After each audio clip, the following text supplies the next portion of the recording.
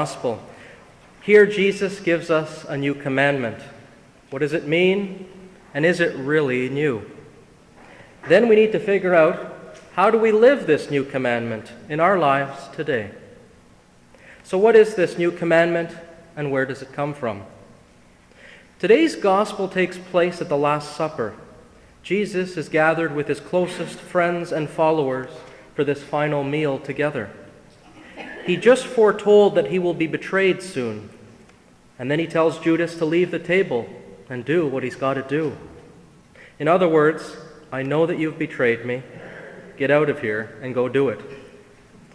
So now the scene is set. Jesus is only surrounded by his trustworthy or faithful disciples, so to speak.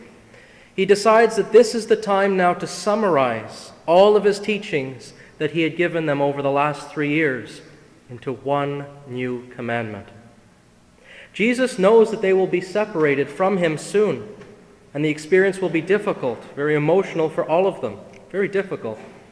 So he's going to take this opportunity to summarize what he thinks is important for them to remember when he's gone. Jesus tells them to love one another, and in case there was any ambiguity of how to do this, he tells them to recall just how he loved them during his time with them. In other words, use my example on how to love each other when you try to live this commandment and I'm gone. So really, this commandment is not new at all, but rather it's the culmination of everything that Jesus has done in his lifetime. Everything he has said, everything he has done, everything he has experienced were acts of love for others. He has modeled for us this new commandment, and he will do so most vividly when he gives up his life on the cross just a few days from then. So how do you and I follow this new commandment in our lives today? At first glance, we may say to ourselves that we do a great job. We do our best to love our family members and our close friends. But I'm sure you'll agree that even our family and our friends can test our patience, maybe even our generosity, and our unconditional love for them when they don't live up to our expectations of how they should act or what they should say. Other times we can think that we are doing a good job, loving our family and friends and being a wonderful person in society. But this new commandment doesn't say to just love those who love you back. It's not what it says. It says love one another, and he's speaking to all of them, not just those that were good friends with one another. In fact, it's repeated 3 times in those last few lines in our gospel.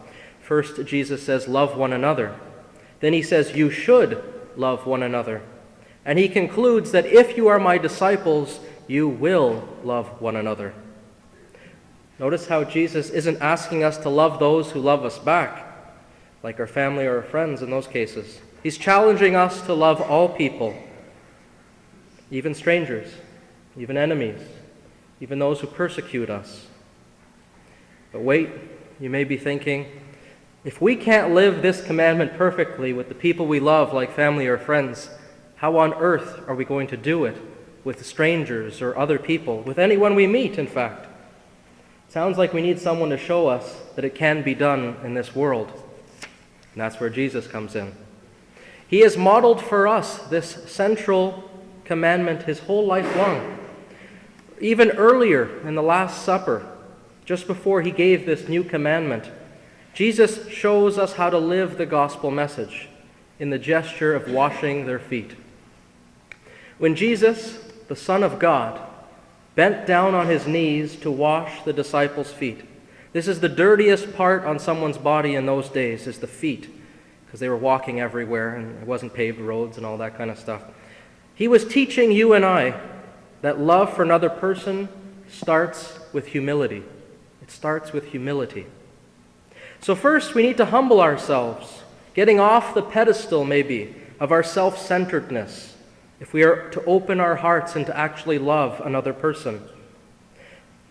So often we can be busy, maybe preoccupied by our work, our activities, our interests, or even our own families. We don't notice all the other people that are around us. Each person around us is an opportunity to grow in humility and love. If we don't open ourselves up in humility towards others, we can spend our whole lives living like an ostrich, maybe with his head in the sand, completely self-centered in a selfish life. This ostrich missed all the opportunities that came his way. Similarly, God sends us many opportunities in every person that we encounter in our lives. These are opportunities to grow in holiness, to grow in ways of love. And we can ignore these needs, the needs of others around us, if we live like that ostrich with the head in the sand. Who knows, some of those people, those opportunities, those encounters may just be the reason that you or I get invited to heaven at the end of our lives. So let's not be like a self-centered ostrich with our head in the sand. Once we humbly open ourselves up to another person, to an encounter, and then love them, we love them by generously serving them, the same way that Jesus did, sharing his time, sharing his talents, sharing his resources with the people that he encountered in his walk of life. Do you remember how Jesus gave his time generously to those people who were forgotten, the people that were ignored, the people that everyone else just walked by, the sick, the people that were possessed maybe by a demon? Nobody else gave those people the time of day.